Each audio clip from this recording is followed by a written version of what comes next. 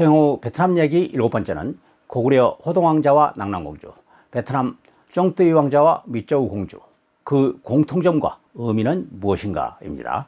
두 나라 고대 역사 이야기를 비교해본 것은 두 나라 간 이해와 협력은 물론 우호증진에 도움을 줄 것이며, 베트남을 다녀오신 분에게는 해고와 정리를 위해 가실 분, 관련된 일을 하시거나 관심을 갖고 계신 분에게는 기초 자료로 드리기 위한 영상입니다. 구독과 좋아요도 부탁드립니다. 여러분, 표절의 기준을 아시나요? 국회에서 인사청문회를 할 때마다 아무개가 석사학위 논문을 표절했다는 얘기가 어김없이 등장하죠. 사실 얼마 전까지만 해도 우리 학계는 표절에 대해 너그러웠습니다. 다른 사람의 연구 내용을 각주를 붙이지 않고 가져다 써도 크게 문제 삼지 않았죠. 그러나 이젠 표절 검증 프로그램이 마련되어 연결된 6단어가 일치할 경우 표절로 판정합니다. 전체적인 구성과 줄거리에 대한 표절도 있습니다. 오늘은 과거 우리나라와 베트남에서 표절이 의심되는 사례를 소개하겠습니다. 호동왕자와 낙랑공주 이야기입니다.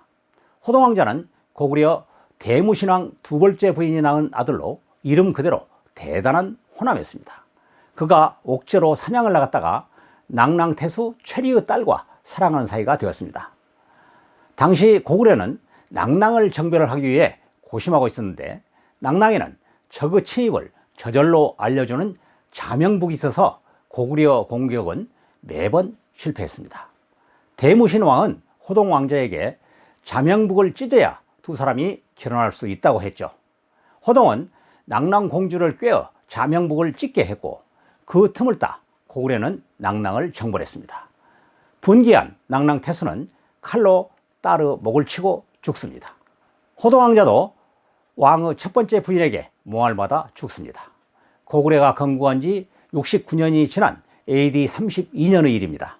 호동왕자와 낙랑공주의 슬픈 사랑 얘기는 영화 발레의 주제로 사용되어 청춘 남녀의 눈물을 짜냈습니다.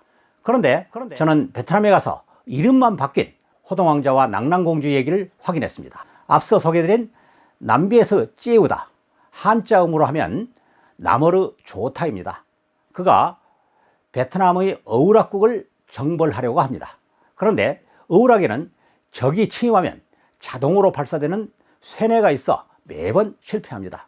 발사장치를 금빛 거북의 발톱으로 만든 쇠뇌 이야기는 지난 5번째 얘기를 참조하시면 됩니다.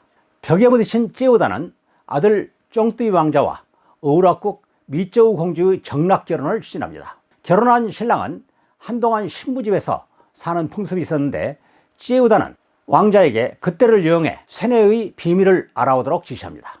왕자는 공주를 깨워 쇠뇌의 방아쇠인 거북의 황금 발톱을 훔친 후 가짜를 심어둡니다. 그리고 잠시 본국에 다녀오겠다고 하죠.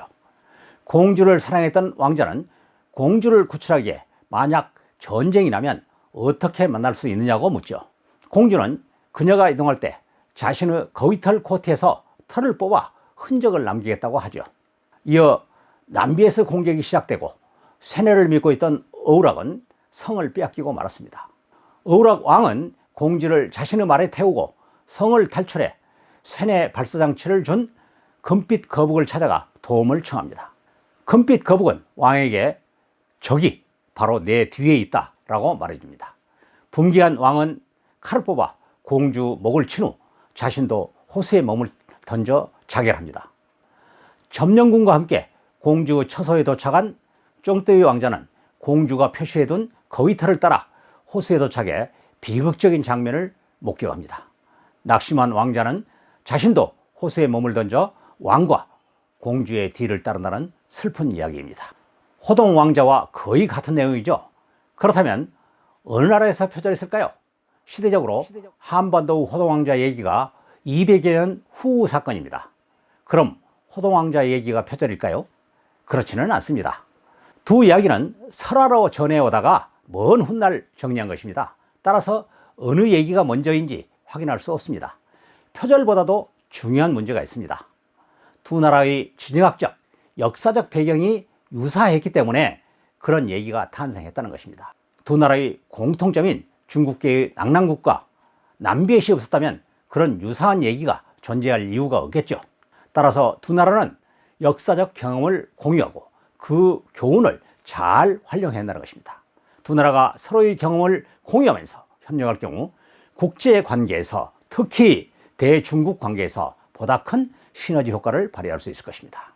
오늘은 호동왕자와 쫑뚜이 왕자, 낭랑공주와 미쩌우공주 이야기를 통해 두 나라의 공통점과 상호관계에 대해 말씀드렸습니다. 다음 시간에는 베트남과 조선의 국가 명칭을 중심으로 말씀드리겠습니다. 여러분 좋은 날 되세요.